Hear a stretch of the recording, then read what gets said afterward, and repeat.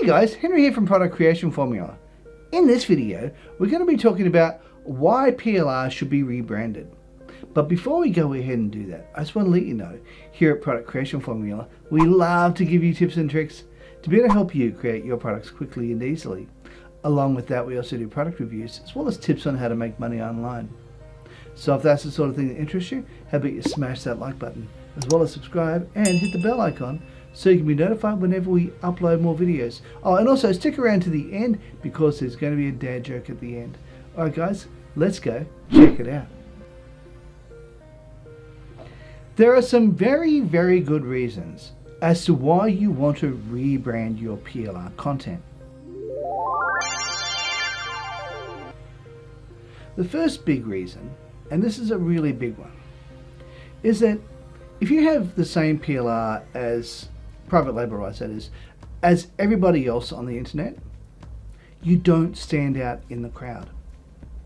You are not seen as somebody who is going to be taken seriously, because somebody will have stumbled upon it on another site, and when they see the same content on another site, they might look at your content and say, are you stealing from him or is he stealing from you? It really does affect your target audience. They'll look at you and they won't trust you. Part of internet marketing is that you want people to know, like, and trust you. And they aren't going to be able to know, like, and trust you if you're doing things like not rebranding your PLR content. Rewriting your content is essential, especially if you're putting it up on a blog post, because if you're putting it on a blog post where you're going to be selling items and so forth, people will take one look at that and go, well, I've seen that on another site. Why should I trust you? And then they'll up and leave and not bother coming back to your site again. And the thing is, you will not only have lost sales, you'll also have affected your brand. So point number 2 is it's going to negatively affect your brand. You see, people are going to see this, and even if you have, through the rest of your site, you have a heap of really, really good content, and your site has got all this really good original content that you personally wrote, and you bought this one PLR product and you thought, oh, it's so good, I'm just going to put it straight onto my website. And somebody else has it as is on their website. It's going to affect your brand. People aren't going to buy from you. They're not going to trust your products that you're promoting. They're going to say, this guy is dodgy, or this girl is dodgy. I'm not going to trust anything they have to say. And they're going to leave and never come back, and it will negatively affect your brand just because you decided that you weren't going to do it. Think of it this way. You don't want to be a small fish in a wildly large ocean. You see, the reason why fish go into schools is because bigger fish that feed on these smaller fish can't single out a single fish, because if they're in big schools with hundreds of, or maybe even thousands of fish, a single fish isn't going to be able to single out a little one single fish. But the problem with that is you look the same as everybody else. You're not going to have that hungry fish who is essentially not your competitors but your audience. They're the people who you're trying to target. The bigger fish are the ones you're trying to target. They're the ones who you want to come in and purchase from you. So what you need to do is you need to become a big fish away from the crowd, so as you can be seen as something original, something that people want. And they're going to see you as the expert in your field. That's point number 3. You want to be seen as the expert in your field. Now, having good content from PLR is going to help you.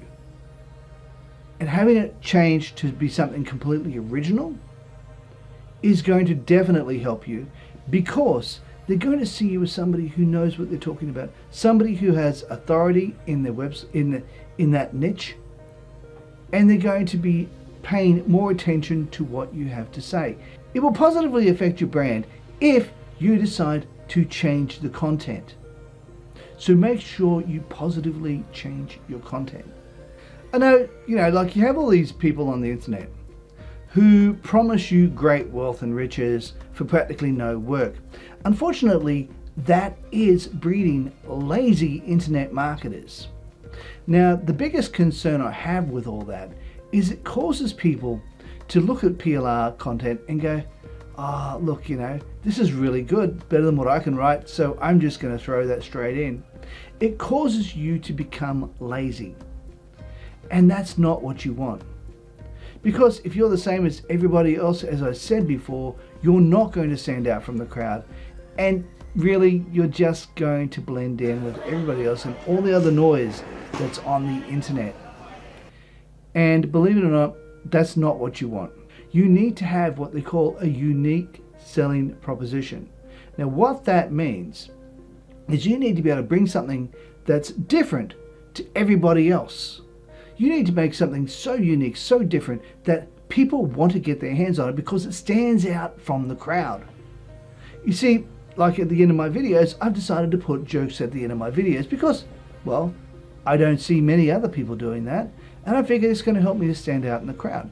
So one of the things you can do is to do something a bit different in your private label right products or in your content, and that way you can make it stand out from the crowd by adding extra information, by adding your own slant on things, by changing the content up completely. And I always say completely because it needs to be around 80 to 90%. Now, if you say, for example, want to write an ebook and you have a PLR ebook that you want to edit, my strong suggestion would be if you want to put that onto Amazon and turn it into a physical book, you can't do it as just a private label rights product. You need to completely change it.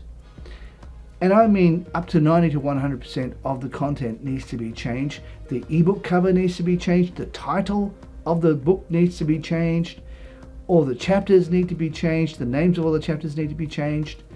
Everything in the book really does need to be changed, so as you can sell that on places like PayHip or Amazon, which will allow original content only.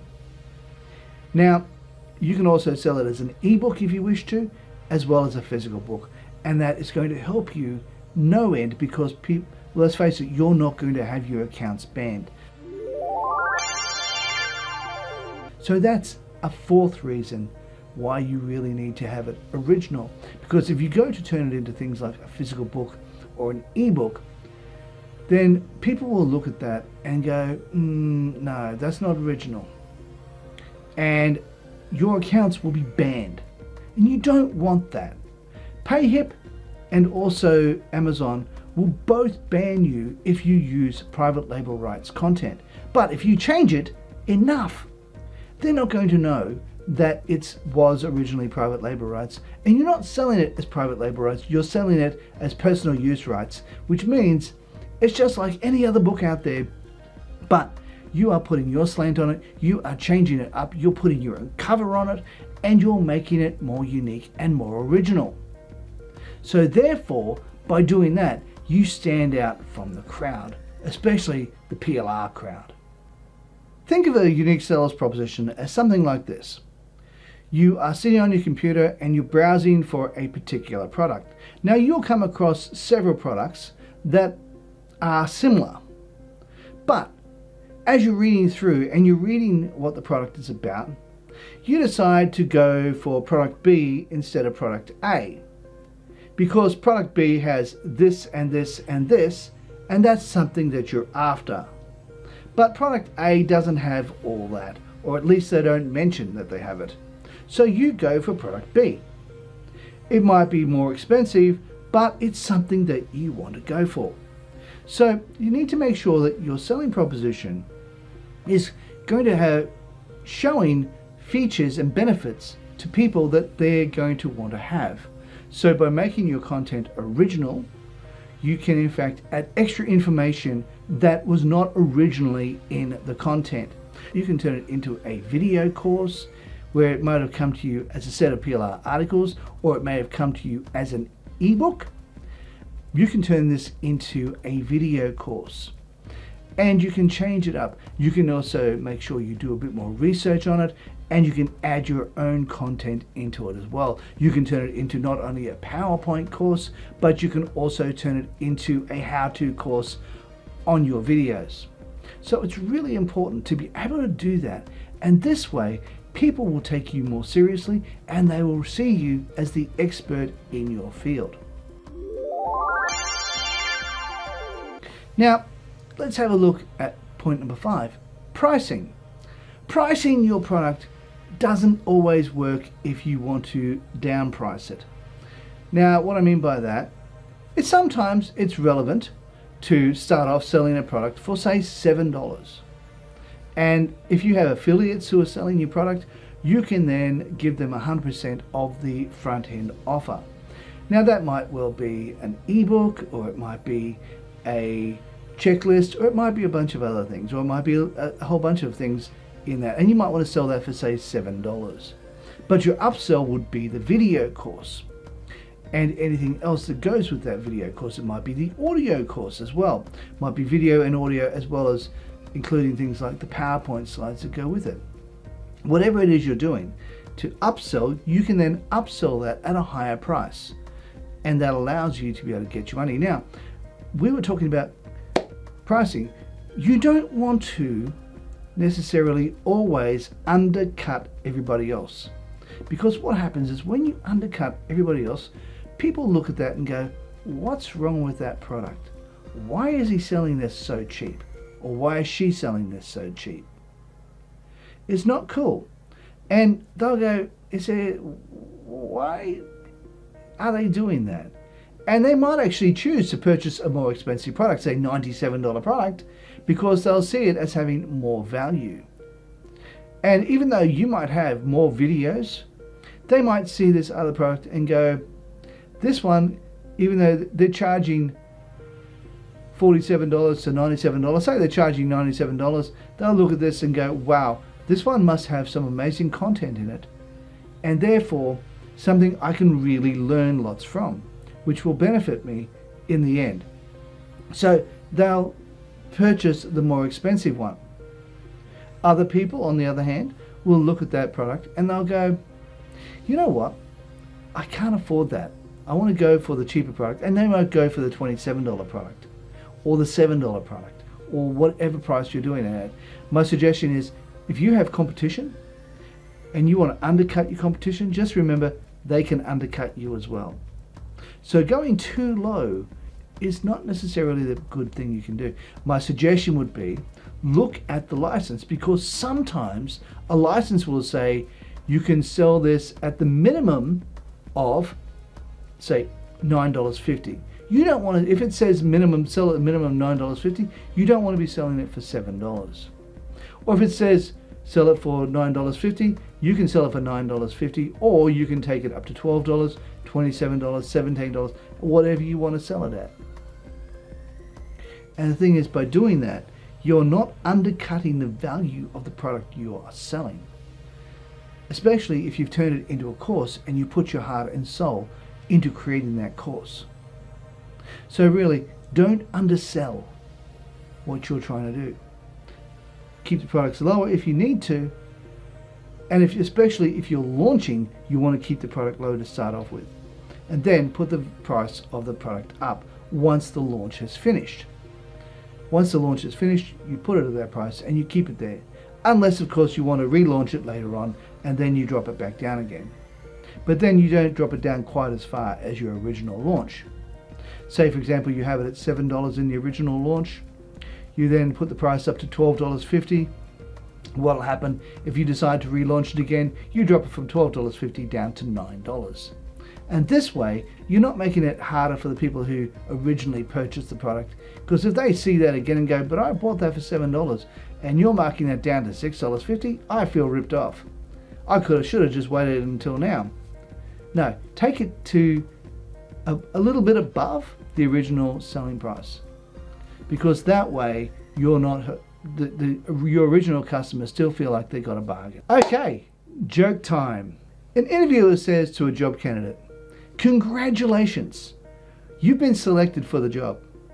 He says, "Your first year's salary will be $60,000 and next year's salary will be $100,000. The candidate looks at him and says, "Thank you so much. I think I'll join next year." Alright guys, if you like this video, please consider smashing the like button, as well as subscribing and hitting the bell icon so you can be notified whenever we upload more videos. Hey, while you're at it, why not consider sharing, and also leave a comment down below and let me know what you think of this video. Hey, and also too, over here, I just want to let you know that over here there's going to be another video about a PLR product. Or, if you like, you can also go down here and have a look at the type of videos that YouTube wants to show you. Alright guys, thanks for watching and bye for now.